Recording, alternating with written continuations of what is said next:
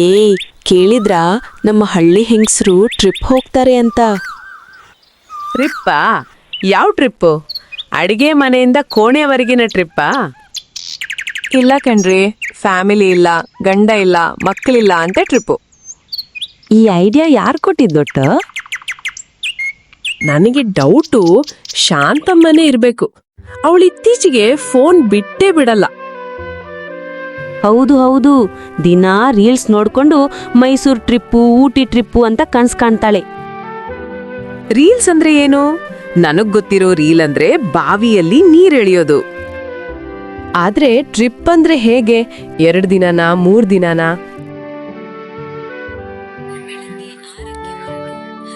ದೇವಸ್ಥಾನ, 11ಕ್ಕೆ hotel, 12ಕ್ಕೆ photo, ಮಧ್ಯಾಹ್ನ ಊಟ, ಸಂಜೆ 4ಕ್ಕೆ ಮನೆ. ಅಯ್ಯೋ, ಇದು ಟ್ರಿಪ್ ಅಲ್ಲ, ಪಂಚಾಯತ್ ಟೂರ್ನಮೆಂಟ್. ನಾನು ಅಂದ್ಕೊಂಡಿದ್ದೆ ರಾತ್ರಿ ಸ್ಟೇ, ಡ್ಯಾನ್ಸ್, ಡಿಜೆ ಅಂತ. ಡಿಜೆ ಬೇಕಾ? ನಮ್ಮ ಬಸಪ್ಪನೇ ಕುಡಿದ್ರೆ ಸಾಕು, ಇಡೀ ಅಲ್ಲಿನೇ ನಡುಗುತ್ತೆ. ನೀವು ನಿಮ್ಮ ಗಂಡನ ದೇವಿಗೆ ಏನು ಹೇಳುತ್ತೀರಾ? ನಾನು ಭಜನೆಗೆ ಹೋಗಿ ಬರ್ತೀನಿ ಅಂತ ಹೇಳಿದ್ದೇನೆ. ನನ್ನ ಗಂಡ ಕೇಳಿದ್ರೆ ನಾನೇ ಕೇಳ್ತೀನಿ. ನೀನು ಬಾರ್ಗೆ ಹೋಗೋದು ಟ್ರಿಪ್ ಅಲ್ವಲ್ಲ.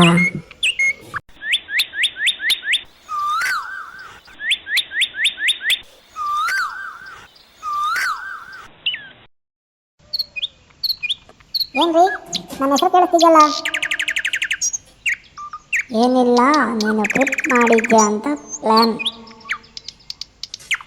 ಹೌದ್ರಿ, ಅದೇ ಸೀಕ್ರೆಟ್. ಸೀಕ್ರೆಟ್ ಅಂದರೆ ಹಳ್ಳಿ ಕತೆಗೆ ಹೇಳ್ಬಾರ್ದಾ? ಇದೇ ನಮ್ಮ ನ್ಯೂಸ್ ಚಾನಲ್. ಆದರೆ ಬಸ್ ಬುಕ್ ಆಗಿದೆಯಾ? ಬಸ್ ಅಲ್ಲ, ಟ್ರ್ಯಾಕ್ಟರ್. ಟ್ರ್ಯಾಕ್ಟರ್ನಲ್ಲಿ ಟ್ರಿಪ್ಪಾ?